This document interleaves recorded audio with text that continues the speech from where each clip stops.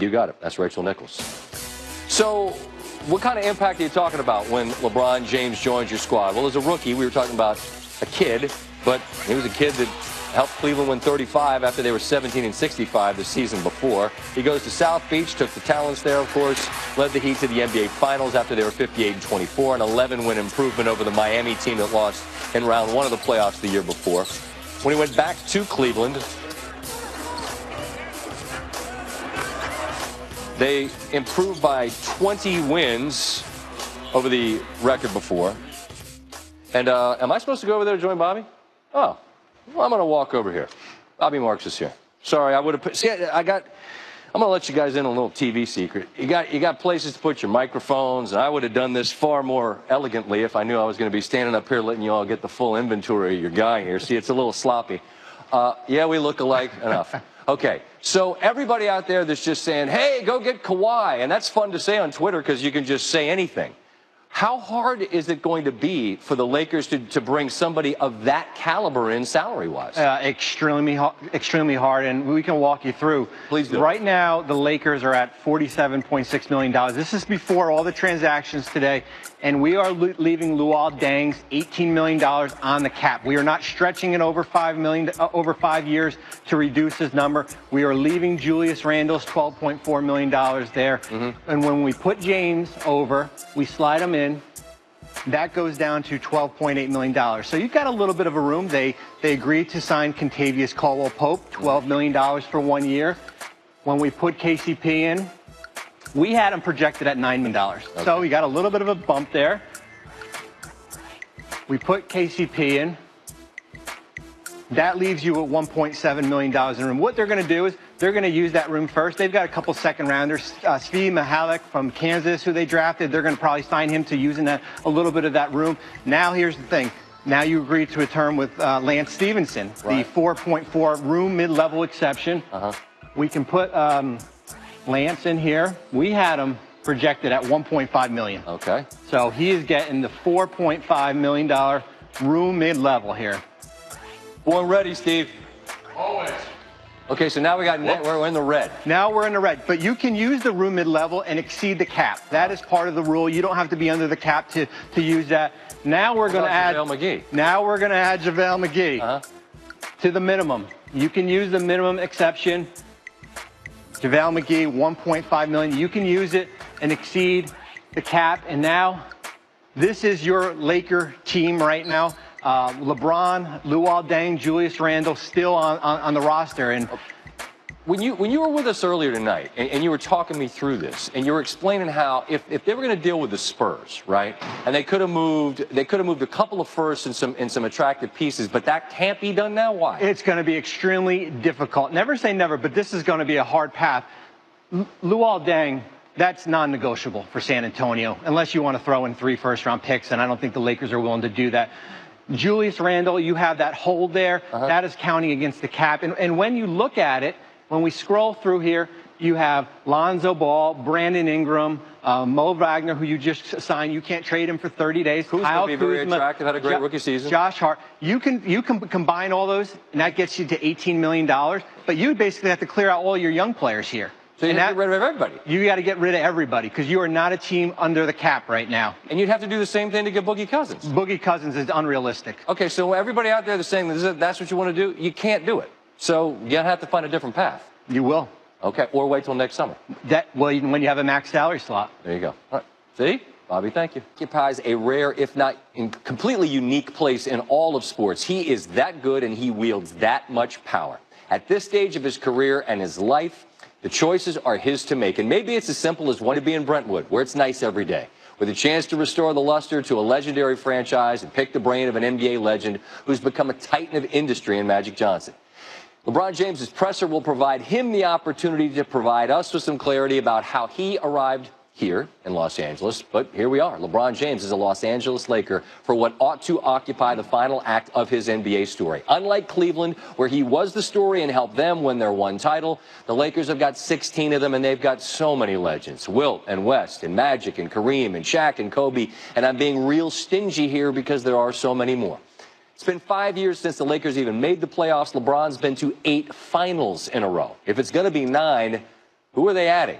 Because Lance Stevenson and JaVale McGee probably aren't enough to get it done. Adrian Wojnarowski joins us now. And, Woj, what was the key to make this happen? Magic Johnson in the big seat in L.A. and, for LeBron to have, when he went to Miami, I mean, he was drawn to Pat Riley. I needed to learn how to win. I needed to learn how to be part of a championship culture pedigree. That mattered a lot to him, and Eric Spoelstra, gained his respect as head coach. They won 2 titles together.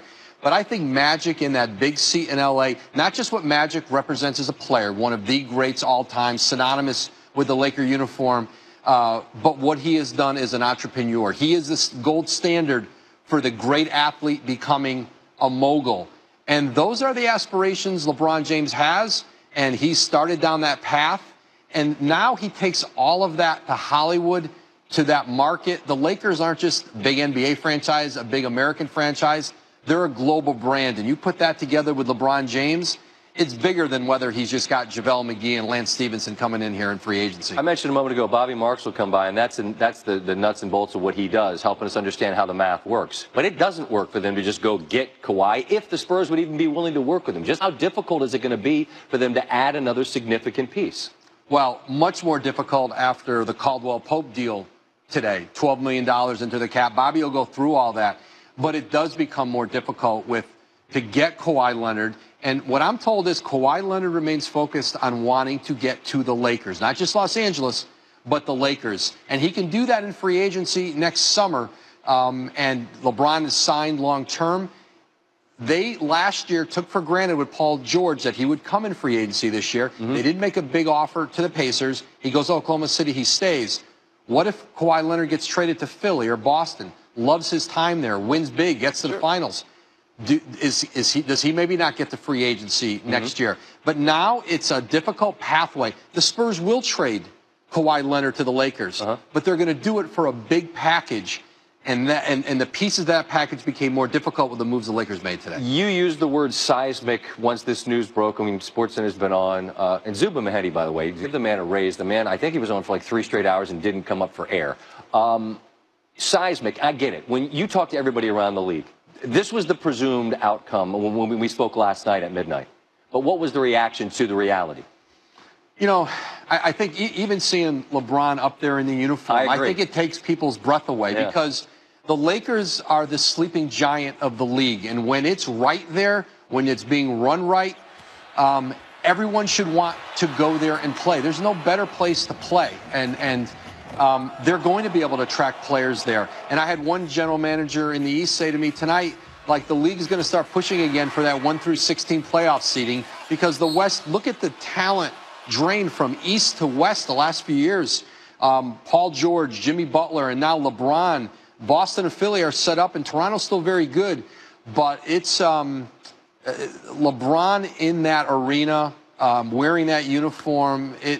For the league itself, it makes it all bigger. It really is. It really is. I'm with you with the jersey, and I can look over my shoulder and see it. It was one thing to talk about it, but now you start going, okay, that's where he's gonna be in those Sunday whites, right? I mean, that's a clean look, and he looks good in any jersey he's wearing.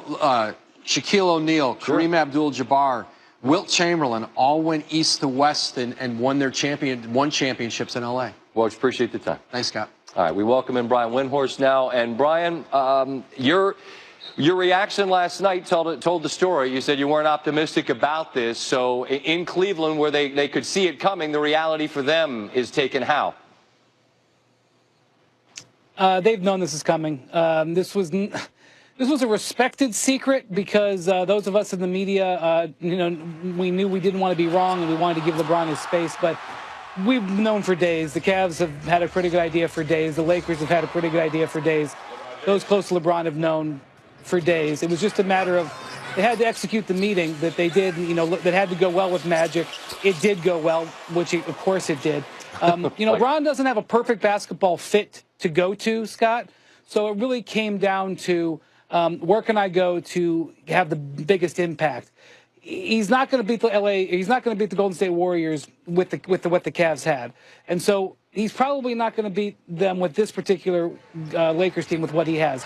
But all the ancillary parts that come along with being a Laker is what attracted him to it. And he got more and more focused on it over the last few weeks. He's been opening this window for the last 3 years as he and his close friends and his business partners moved to Los Angeles.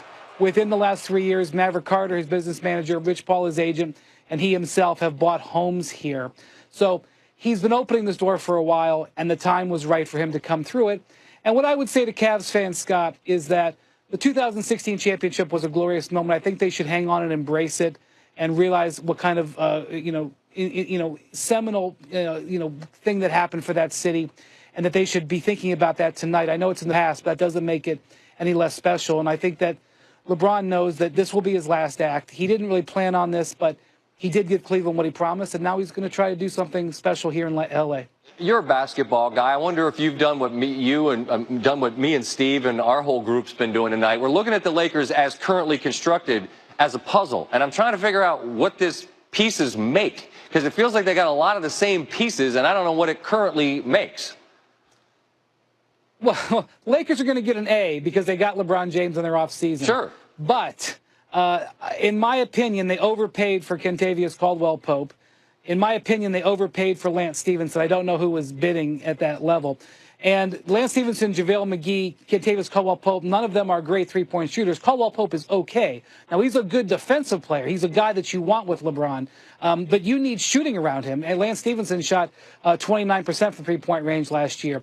And Julius Randle, who they still have on the board to potentially keep, not an outside shooter. So they're going to need to assemble a team around him that can make an outside shot. That's the design of the entire team, of what we know about being LeBron. You got to have outside shooting. So I'm a little bit loath to judge them because they are in the middle of putting this puzzle together. But they're following transactions that they have.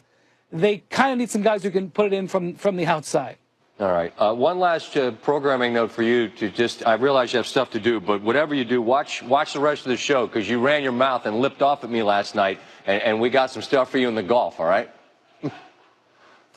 I did it out of love, Scott, and I just want to make your show better, and I hopefully was able to do that. Well, I love you, which is why we got your boy in the highlight, all right? I know you had a great week, so I just want you to know you talk, I listen. Thank you. $700,000. There you go. $700,000 he made today. Big week. LeBron made 150. He made $700,000. It's 150 million, $700,000. It's not bad. So you just put it in a pile with the rest. Just put it with the rest. Thank you, Brian. Appreciate you, man. I've been on TV all night, and I got no overtime. All right, stop talking. All right, still to come. Rachel Nichols, host of The Jump, with reaction to this. Bobby Marks as well, a guy that's as good as anybody we've got at helping us understand how the math adds up or does not. And what else have we got? Well, there's a lot going on. I said it was quite a candidate.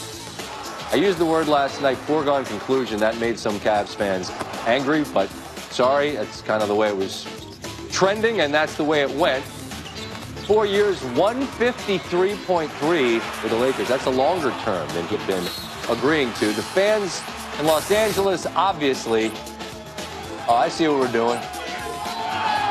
And all you folks out there, NBA fans that can't stand Laker fans, and you didn't enjoy this 5-year period of time when they stunk, you needed to enjoy it more, because it's over. Meanwhile, in Cleveland, make it a double. Dave McMenamin joins us now. And, Dave, you know, LA's the party, and Cleveland's going to have to try to make sense of what happens next. And when he leaves, man, it rarely is a pretty picture. What does the picture look like? There's mixed emotions here. He delivered on a promise to win a championship for the city of Cleveland, the city where he grew up about 40 miles south of in Akron, Ohio. Came back in the prime of his career, gave 4 years of that prime back to the Cavs after the Cavs owner really lit him on fire when he left in 2010. And Cavs fans will forever have that moment in 2016. Now, there is a degree of disappointment, sadness, shock, mostly centered around the fact that he signed a 4-year deal with the Lakers, because that's a commitment he never gave to the Cavs the second time around. It was a 1-year deal with a 1-year option. Then it was another 1-year deal with a 1-year option. Then they win the championship, And what did that buy the Cavs in loyalty? Oh, a 2-year deal. And then he opted out, and now he's going to Los Angeles. So I think there's some hand-wringing around the fact that, and had he managed this differently, maybe it could have looked differently. Maybe we could have added more championships to this time frame. But ultimately, it's a feeling of appreciation for what LeBron brought over these last 4 years. And all of what you're saying makes sense. I mean, sure, you have that moment in time that he came back to do what he did. I'd say that you have to look at that time and say they got to the finals every single year, and they existed during the time a super team was created. So sure, be happy about that. And as far as the one-year contract deal goes, players covet flexibility and being nimble now more than anything else. I guess what I'm asking, Dave, is just from the Cavaliers' perspective, he's gone. So what they have now is a bunch of salary committed to a team that wasn't good enough with him, and now they don't have him. So what do they have?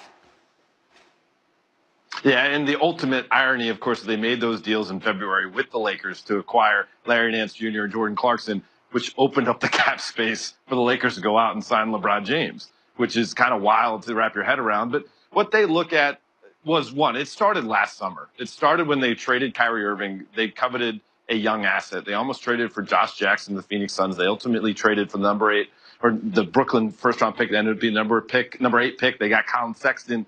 And Kobe Altman said last week, we are now in the player development business. And that means that Colin Sexton is a top priority. Jordan Clarkson, they hope to be able to get Rodney Hood back. They extended him a qualifying offer. Larry Nance Jr., Jetty Osman, who they signed last summer, rather than going after a veteran like Jamal Crawford, and Ante Zizic. And all those names, all the games of those guys combined right now, you don't think is much. But if the Cavs coaching staff can get more out of them, that's their best path for success. Now, Kobe Altman has said before that his idol when it comes to being a GM is Sam Presti in OKC. And that's kind of the ethos of that organization where, it's easy to look now and say KD and James Harden and Russ Westbrook were all amazing picks, but partially they're amazing picks because the organization allowed them to reach their full potential. That's what the Cavs want to do now, and it could be a very long process before we see them back, even as a playoff contender, quite frankly.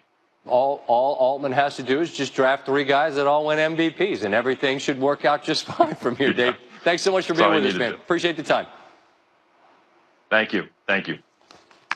All right, so the new odds from our friends at the Westgate in Las Vegas. Obviously, the Warriors are massive favorites and will continue to be as long as they've got who they've got. But the Lakers are now at the same odds as the Celtics and slightly better odds than the Rockets. And then you got the Sixers there at 14-1. Cleveland, 500.